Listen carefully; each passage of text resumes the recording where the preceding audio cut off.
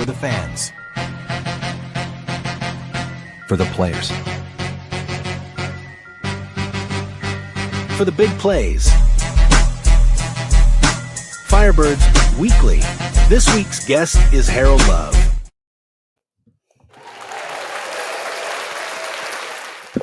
Welcome to episode 17 of Firebirds Weekly.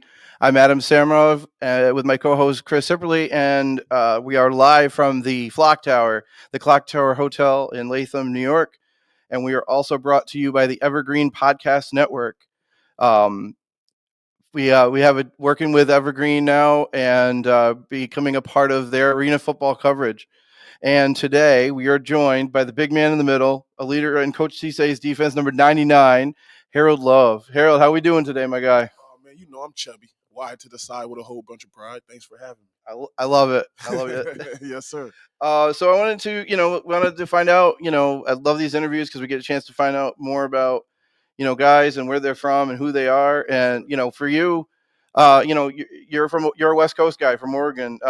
Just tell me about, your life growing up and getting involved in football and what the game, meant to you as a kid. First and foremost, I want to thank God for giving me this opportunity, and thank y'all for having me. I'm from Oregon. I got 4 older sisters and 1 younger brother, so I was really raised by nothing but women. My mother, my grandma had a big part in my life with growing up, and my auntie as well. As far as football, it's a funny story because I feel like I started late. I probably started around like 7th grade. And respectfully, I didn't have no intentions of playing football. Okay. At all. But my coach in middle school, man, when I say this man was so persistent. Oh my God, I'm talking about very persistent. He was just like, son, just give me a minute of your time. And I was just like, no, and I'll walk away. But when I say, man, this man was at me every single day. So finally I was like, look, I'm gonna come out here, I'm gonna show you I don't play football. And he was just like, okay, I'll take it. But when I went out there, man, I fell in love with the game so much. And he pulled me to the side, and I was out there just dominating. I'm talking about going crazy. And he was just like, son, if you play football, I think they'll take care of you and your family for the rest of your life. And that's honestly what kept me going with football. What you say you started in 7th grade? How big were you in 7th grade? Oh man, I was a big filler, man. I would put it like this. Out of high school, I weighed 397 pounds. I was huge. Wow. I was huge. And so out of high school, I made all state at offensive line and defensive line. But as far as grades wise, I ended up having to go to JUCO. Mm-hmm. And so I went to Butte in 2008. We ended up winning the championship, the JUCO championship. Mm-hmm. I ended up transferring to Feather River. And then from there, I got offers from like Arkansas. I got offers from UCF. So you after you kind of ran the JUCO route, then you started getting noticed by those D1 schools. 110%. But due to coaching change and whatnot at my school, I ended up having to go to Bethune-Cookman at HBCU down in Daytona Beach, Florida. Loved it. Culture there, amazing. The school, amazing. Great opportunity there. And 2 years there, I had 100 tackles at nose guard. Unfortunately, I didn't get to do my pro day. The head coach there, man, best way I could put it, he ran a tight grip on his program, and in a dictatorship way, until where if you really didn't see it his way, you wasn't gonna have any opportunity of progressing. So that's the best way of putting it, I would say. Well, that's unfortunate. Yeah, He took something away from you that he didn't have any right to man. take away from you, in my opinion. It broke my heart. No doubt. Broke my heart, boss, man. Just because I was an All-American, man, I had great energy behind me. What was it like? I don't mean I'm bad at this, but I just I think it's interesting because we see as sports fans, football fans, you hear all about the HBCUs, all Howard is in DC and Grambling and all these places. What was the atmosphere like for you? Going to other schools and then being recruited and going to an HBCU. Okay, first and foremost, I'm from Oregon, and when I tell you the culture shock that I was a part of, going to a HBCU, was nothing I will ever forget. What was the biggest difference from being from Oregon to that? Honestly, to see the same people as myself bettering their self. Okay. It's like I said, it's culture. The culture down there is really elevated, and then just to learn about the school history, like Mary McLeod Bethune, like she started a school in a dump site because that's the only place they will allow her to teach, and to just see her growth and success to where it's a university now. It's like I said, it was culture. So it definitely sounds like it was a blessing for you. Oh man, in many, many ways. 110%, man, 110%. Like I said, I would never take nothing back. You only live once. Great opportunity. Like I said, more on the football side. I put out such a great highlight tape, even though I didn't do my pro day, that the Seahawks came and picked me up. So like I said, it was great. I never had a red carpet, but like I said, God always makes a way. You get what I mean? So yeah. So when you say the Seahawks, was that like a camp tryout? Sir. Yes, sir. So how far along did you get there? I was there for a couple months, and then they let me go. So it was like I said, I got to put on the helmet. I got to meet Pete Carroll. Got to see what the NFL honestly felt like. Are we talking about Legion of Boom? Are we that far back? Are we that far back? Yes, sir. Yes, sir. Okay, so that must have been. I mean, that must have been pretty cool. Being a guy who played football, but it was kind of on the fringes of it. Yes, junior college, and then the HBCU, and then here's Cam Chancellor, here's Marshawn Lynch, here's all these guys. Pete Carroll, obviously a great coach. That must have been something even like eye-opening, like crazy. Man, I'm talking about starstruck. I'm talking about you go in there, you see, oh my God, but you got to practice. You got to be a professional. Them guys carry themselves in an amazing way. You take everything in, and then you just run with it. So at that time, how did the communication kind of happen in terms of you having the opportunity for the Seahawks? Did you have an agent at the time? No, I didn't. So like I said, they got in contact with me. So like I said, my coach, he really didn't like me too much. So I made a first highlight tape, and it went viral. He snatched it off the internet. So due to the fact of him doing that, the lady in productions of our media team, she felt sorry for me, and she made me a highlight on the side. So when my highlight tape went viral, the Seahawks were very much interested because I'm from Oregon. Oh, yeah. Right. So and it just made sense. Guy that's not that far, and it doesn't cost more than a flight, basically. Right. Hey, give it a shot, see what happens. And so, so when they got in contact with me, they flew me out. So I either had a chance. I mean, I had a decision to make. Either go to the Seahawks rookie mini camp or walk across the stage. And I chose the Seahawks mini rookie camp. I still graduated college, got my degree and everything else, but there's a dream that you chase. Yeah. You know what I mean? Listen, if I was in your position now, I probably wouldn't have thought about it as long as you probably did. Yes, sir. Yes, sir. So just reach for it. You know what I mean? So yeah, that was a blessing in itself. Then after that, I went to the Portland Thunder. Played down there. I also got an opportunity with in the IFL with a team called the Tri-City Fevers. Okay. Coach Adam Shackelford was the coach at the time. He gave me really my first opportunity in the arena, and I've been in the arena ever since. How did you kind of go from the outdoor game to the indoor game and go? How much did you know about it beforehand, and then how much did it change your thoughts of like, well, I'm just so used to the outdoor game. How did that kind of go in terms of when you switched and decided to play in the Arena League? Well, it's opportunity. I just go where the opportunity comes. I ain't really had, like I said, I ain't never had nobody in my corner per se. I always just go off of my talent, and hopefully somebody will reach out to me and give me an opportunity. With the arena situation, so I was with the Portland Thunder, and Damian Lillard's brother, Houston Lillard. Okay. He was up there playing quarterback. Man, this man is one of the most – listen, Damian Lillard's brother, Houston, is such an athlete. He kind of reminded me of Sam, but he wasn't as tall, but he was just a magician with the ball. I'm talking about he's the reason why I went up to Tri-City. He was like, big dog, you coming with me. Anywhere I go, you coming with me. So I goes up there with them, and we make it a run. Then next thing you know, he retired. I start doing my own thing, but man, if it wasn't for Houston Lillard, like I probably wouldn't even be in arena football just because he really took me under his wing.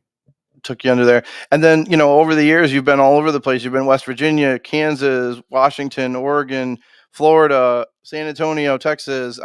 Just talk about, this would be an answer that would take 25 minutes, but tell me a little bit about the journey of just kind of, like you said, and it kind of goes along with opportunity, I'm guessing. Like, hey, I've got an opportunity to go here. Let's see what this is about, right? That kind of thing. Or tell me about that journey. So with sports, I feel like the crown jewel of it is to travel. You get to meet. I didn't play football where somebody didn't talk the same language, but they knew the understanding of football, so we could coordinate with each other. You know what I mean? So traveling has just always been a crown jewel that I felt like any opportunity that I get, just new cities, which also means that somebody else sees my talent and giving me opportunities. I feel like in the game, every game is a job opportunity. Has that always been like that for you, or has it been like for me personally? I'm starting to kind of take in the opportunities to travel. Was it always like that since day one? Is that something that you always was part of your decision making right from the beginning, or has that kind of come to you over the last few years? Always traveling. So Yeah. I went from Oregon to California, from California to Florida, which is jumping the other side of the country. From there, went back to Seattle to play football. And then I just been everywhere since. In the arena, as you know, you get 1 year contracts. And so, like I said, anybody who sees my value or just understands or just want a dog at nose, come holler at me. Was there ever a team that you signed a 1 year contract and you kind of wish that obviously you're here now, but was there ever one that you wish you were able to hang on a little bit longer? Unfortunately, a lot of these teams, like the ones that I play for, have folded. Yeah, that's You know what I pretty mean? common, So unfortunately. Yeah. a couple teams that are stable, like I say, Albany, crown jewel. The Arizona Rattlers, crown jewel. These are professional teams that are established. Yep. Especially in the arena, established teams hold a lot more value and weight to their. So a team that has their first year, I really wouldn't advise it. Not trying to No, 100%. no disrespect to Listen, nobody in you their have 11 first years year. underneath your It's belt, an man. amazing if you got your business going, good job. But it's just tough to keep things progressing. And so any team that shows you success, I will recommend that you go with them. And then now coming back up to Albany, just talk about the process, of coming back here and becoming a Firebird. Oh, man, Coach Weir, I love Coach Weir. We won a championship in 22 together, man. And Coach Weir showed me such a fire, man. We had a push-up contest, man. And I'm talking about Coach Weir knocking them out. I'm knocking them out, but that let me know I could fight with this, man. Like, There's video on the internet of this? I no, hope. sir, no, sir, no, Oh sir. no! It was in a team meeting, as a whole with talking and everything else. Coach was like, "I'm with anything." I'm like, "What's up, Coach?" And so, man, like I said, man, he's a fighter. He's a magician. He honestly is a real life professor of this game, and so it was a no brainer. He called my phone, was like, "Look, man, I always have a great offense, but now I'm focused more on my defense." And when he told me that, and the fact that he thought of me, that was just nothing but respect on that end. And I told him he got me. I seen that they lost in the championship game, which what Albany is surprising. Albany has great culture, and when they make it, they usually pull it out. But this year, I think it lit a fire under the Firebirds. You get what I mean? Which is the most dangerous thing you could ever do. But yeah, after he hit me up and said, I just need a solid foundation on my line, Coach. I'll run through a wall for you. So let's do it, baby. So I mean, everybody we talk to, talks about Coach Cisse. What is it like to have a guy like that leading your defense? A guy that's been there, done that. Everything. So first and foremost, I done played against Cisse, with Cisse, and for Coach Cisse. 3 for 3. Yes, sir. Yes, sir. And when I say I respect this man, his coaching philosophy, his aggression, his determination, his coaching to detail, I love everything about this man. Like I said, he's another individual that will make me run through a wall for him. And this is his first year being a defensive coordinator. I have to make sure it's a great first year. You get what I mean? So if they bestow that on me, I promised them that they won't regret it.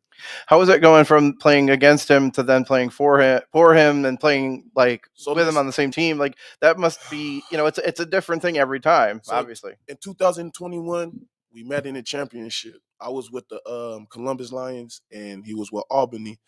Man, when I say this game was such a shootout, man, I'm talking about. Yeah. Oh man, it was really legendary. We had Mason Noza and then they had Espinoza, and then they had Grady.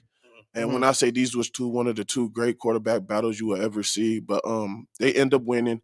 The next year, Albany comes and gets me. So I played against them in the championship. They end up signing with them and winning the championship. If you can't beat them, join them. Hey, like I say, every game is an opportunity. I feel like every game can be a job interview. So if you go out there and perform, somebody will see it. And the same thing. I mean, anybody that's listening isn't in the professional ranks. Practice is also an opportunity. 110%. There's not a quicker way to get off a team than to have poor practice habits. But what I say too, though, it's a sign of respect as well. Yeah. You get what I mean? Like, for another example on our team, Isaiah Scott. He played an amazing game against them, and next thing you know what? He's a Firebird. So, like, it's called respect too. If a coach sees, like, man, I think this fella could help us get to the next step. Well, come on, coach, let's take this next step together, baby. You get what I mean? So, yeah. Well, let's talk about the first game here. 78-20 win. Obviously, you on defense, a couple of pass breakups, a couple of sacks. Really helping to get a big win opening week. What was it like being back at MVP Arena? After having to wait kind of longer than anybody else, just based on the way that kind of things have worked out. Yeah, first and foremost, I want to give a shout out to my secondary. I love my DBs. These boys come to work every day with their hard hats. They are determined. Secondly, I want to give a shout out to my line. These guys did an amazing job recruiting this offseason. I told them they did too good of a job. You get what I mean? Because during camp, we had a camp for about a month, and in that month, we done played 3 to 4 games in that month just in practice. It's so intense. The fellas every day just want to be better. The younger guys are so hungry for knowledge.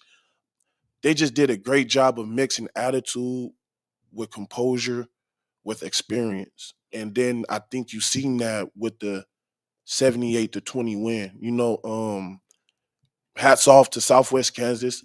They're a great team. But like I say, the focus that we have on this side is something special. And then you bring back Sam. Sam been my quarterback for the last 3-4 years. Yep. Right. And I promise you, like, that man never surprised me. He'll make us better every single time we step out on the field. I know the O-line take it personal to block for him. Our receiving core, chef's kiss. Oh my goodness, you know what I mean? I think I could go out there and run routes the way they do it. You know what I mean? So I think we're very talented. Our O-line is nasty. I just love my team, honestly, first and foremost. Well, one thing that I noticed almost right out of the gate, the communication that was displayed in the back end on Saturday night, it's like those guys have played together for multiple seasons. Like I said, Coach Hobbs. Coach Hobbs been doing an amazing. Like I said, this is his first year too coaching, and I feel like his attention to detail has been phenomenal. Coach Cisse, I don't think y'all understand. As a football team, you take the attitude of the person who's leading you. And if you ever met Coach Cisse, oh my God. You know what I mean? Yeah, I do. And he's fierce, you know what I'm saying? Undeniable, and I feel like we're gonna be undeniable. Like, you can't deny us. I tell you, it's funny because I was watching like the intros, on Friday night, and I see him come out, and he's just like, kind of doing this, man. Yeah, he's ready to go. He could play. He could play right now. Just put the uniform back on him. He's good to go. Man, like I said, it was a no-brainer. Coach Cisse had arguably the best nose to have played this game. Like, seriously. And that's the position I play. And so if you want somebody to push you during the position that you play as well, you will want something like that, you know? So me, it was a match made in heaven with Coach. His knowledge, his understanding, like I said, and his philosophy, it all makes sense. So like I said, I think that's what you're seeing on the field. Everybody buying in, and that's the toughest thing you could ever do with a team is get somebody all man to buy into what you're thinking about. But I think he done a great job pushing the message. Absolutely, 100%. And I'll tell you, and to kind of segue that a little bit of that, we talk about how great you guys did on the field, but I think the thing that showed me, as someone who's kind of, halfway in, halfway out, about the person you are, is I don't know, a first or second quarter kid for Southwest Kansas gets injured, and you literally picked him up and put him back on the bench over there to get checked out. Tell me what happened? What was going through your mind? What happened in that? And then, your decision to basically help them out, help the kid out to get back over to the bench to get looked at. So understand that we all have the same goal, just different jerseys. Mm-hmm. You know what I mean? And of course. To be out there giving your all, running routes, them little guys be running routes. The motion and everything else. It's tough. They're running miles. Yeah, yes, sir. And the craziest thing ever to see is somebody hurt themselves. Mm-hmm. And my boy was out there really crying on the and at that moment you forget that y'all opponents. Mm-hmm. You know what I mean? So I'm just like, man, what can I do to help my man? You know what I'm saying? Like, man, I don't know. I'll just pick them up. It was just reaction, honestly. Like I said, we all trying to chase the same goal. We all just want to be appreciated.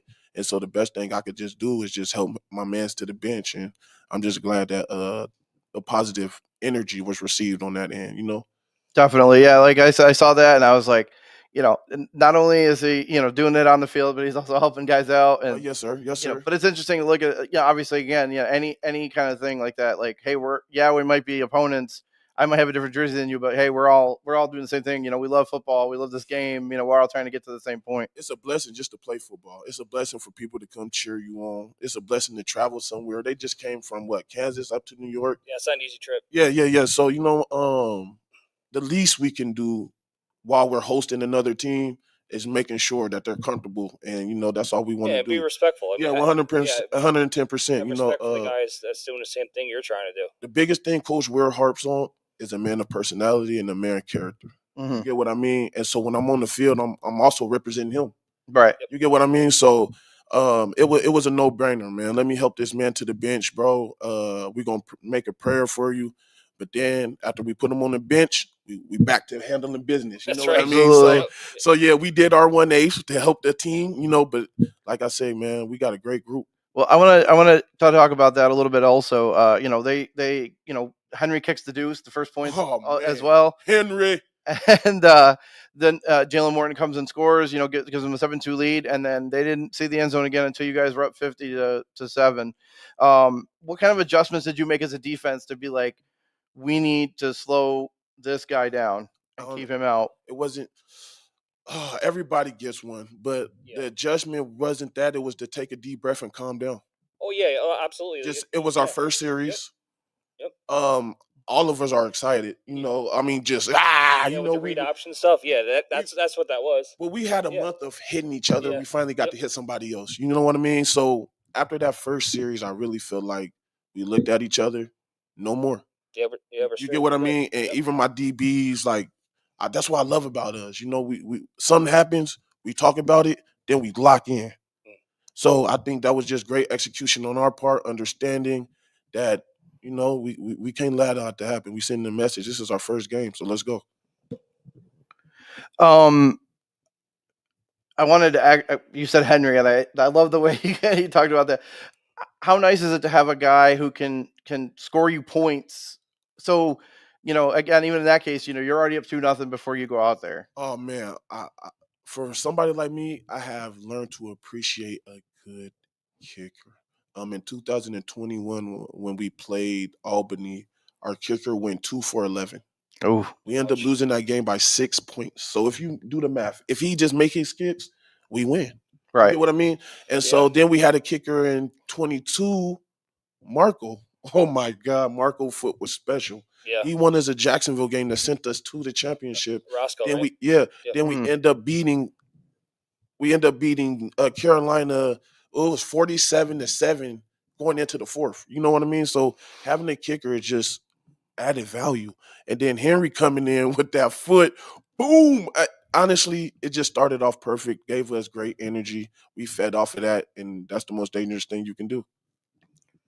Looking forward, obviously, I'm pretty sure if I had to guess, not in the room, but I'm guessing that Coach Ware was like, celebrate tonight. We're on to Nashville, the Belichick thing. Oh, yeah, Coach. I love Coach message be direct. You know what I'm saying? Good job, fellas. But this wasn't nothing. What we're chasing is way bigger than just one win. You get what I mean? we're constantly chasing the championship. So it's not to make the playoffs. It's not, like I said, man. This man, his determination to be he was just talking about the peak of the mountain, and he was like, "We're for sure going to be on that peak." You know what I mean? And there's too many people at the bottom of the mountain, and we're not trying to be. We like our space. You know what I mean? So, I love his message. I think he's keeping our team hungry and humble at the same time, and that's tough to do. And we all for it. I want to make sure I don't forget to mention the flock support. They got us about 3,000. I think there was about 3,000 fans, maybe 2,950, something of that nature. Definitely one of the better totals so far for the AF1 season. Just talk about playing with a big crowd and how loud it was extremely loud in that building. Talk about that a little bit. Well, first of all, energy is a two-way street. The crowd feeding into us and we feeding into the crowd. It's a dangerous combination. As soon as my boy hit the deuce, the crowd went crazy. You know what I mean? It just started off, okay, we got to do something to just keep it going. The fans, the kids cheering over the wall, number 99. I love it, man. It's motivation. It's just beautiful. People come, they work hard just to come see us play. They also take care of us too. They give us bags, making sure that we're taken care of. Any type of thing that you need from as far as bathroom materials, Gatorades, snacks. We love our snacks. So we're very blessed. Like I said, the fan, the culture, just the region is just amazing, honestly. I just saw a comment that says Terrell Harold, Coach Johnson said, "Great work." Yes, sir. Yeah, there's a bunch of nice comments. 100%. Yes. Okay, yeah, keep them coming, baby. Yeah. Keep them coming. Talk to me nice. Yeah, we like positivity. People have no idea how dominant this gentleman is in the trenches. Couldn't be more proud of our recruitment process. Coach Johnson. Yeah, come on. Like I said, just another thing about Coach Johnson, man. In 2019, I was playing for the West Virginia Rush Riders. He was with the Cape Fear Heroes. I have never played for Coach Johnson before, and I played against him. And then after he seen me play, when I say this man humbly, just made sure I was okay. Like, hey, if you ever need me for anything, you hit me up because I want to make sure you get to where you need to go. And so, he just always been in my corner. You know what I mean? So, that year I had 20 sacks in West Virginia. Yeah, man, it was crazy. You're on pace for that right now. Huh? Said you're on pace for it. Right yeah, now, man. First of all, like I said, my boy Zeke, I'm proud of you, bro. It's a pleasure to play with you, man. My DNs, oh man, DJ, my boy Mac, oh man, we are blessed. And single, man, listen, Drew, watch out for him, okay? Yeah. These, like I said, my coaches did a great job recruiting, and it's just a blessing for me to be the guy in the middle to just keep us together. I'm impressed how well some of these rookies have played. Listen, I mean, that could be tough week Drew, one, new oh, thing. My goodness. I mean, I even a few weeks ago we were talking about previewing the game. He's like, listen, I don't know if Trey's going to play or not, but he's a heck of a player. And man, boy, Trey, he Mike Lee. instantly. Oh man, listen, like I said, I love my guy. I was telling Mike because he's on the far end for the special teams, and so he's right next to the wall, and we're right next to the wall, and I'm like, it was 62-14 or whatever the score was, and I'm like, 76 isn't that far away. You got to, and of course you guys got 70. He's like, hey man, we're just getting to it. Honestly, we were disappointed, man. First and foremost, yeah, it was a great win, but we were so frustrated. I know everybody else see the linemen and the lights and everything, but as a team, we were mad about the 20. You get what I mean? As a team, Coach Weir want to really touch so much numbers. We wanted 80. We wanted 85 plus 90. You get what I mean? So trust me, that was a great win, but we're not satisfied. I'm talking about we are not satisfied. That 20 is, oh my goodness, that 23 rushing touchdown. First and foremost, my DBs didn't give up a passing touchdown in the passing league. That deserves to be mentioned. Absolutely. I don't think 100%. nobody is not talking about that enough, where you have wide receivers running full speed at you and they didn't get in that end zone. Right. No, absolutely. And for us to give up 3 rushing touchdowns, we take that personal at defense. As a D-line, oh my goodness, listen. This is what we're up at. We all leave our families. We take it serious. Yeah.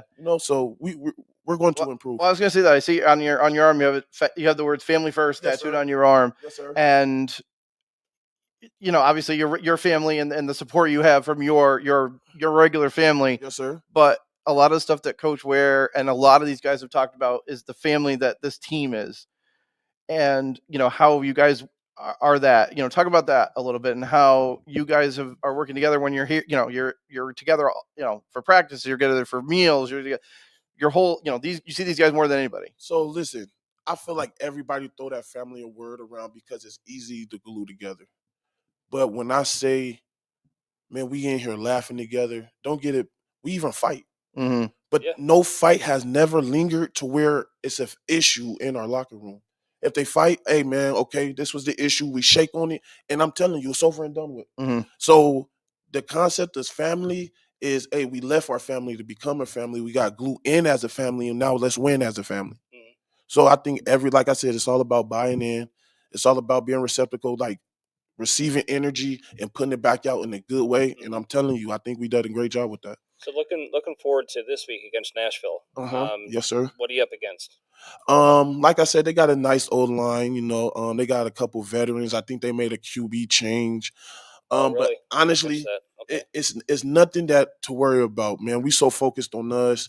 We don't care what they go do. You know what I mean? So we prepare for any type of thing. They got a new offensive coordinator, man. We're preparing ourselves. We're watching any type of film. That's one thing we do. We're preparing, man. We got classrooms where we get quizzed every day. We got, like I said, there's a process that these guys are creating. And like I said, you see it on the field, man. We trying to run plays before the offense even know what play they run in. And we trying to make sure we're in the right. I just love what we're doing up here, man. The philosophies make sense. Excellent. Well, I appreciate your time, Harold, and we look forward to seeing how it goes against Nashville in the rest of the week. And well, thank you to the live stream because I know that'll be a very well watched. And we just want to say again that we're part of the Evergreen Now podcast network, so you'll be able to check that out on that. Get the app, and you'll be able to check that out. And this is also on Apple TV, Roku, and a bunch of other places. And we're here live at the Clock Tower in Latham, the Flock Tower, the official home of the Albany Firebirds. And we'll wish you a good Monday night, and we'll talk more on Friday after the Nashville game. I will see you next Monday.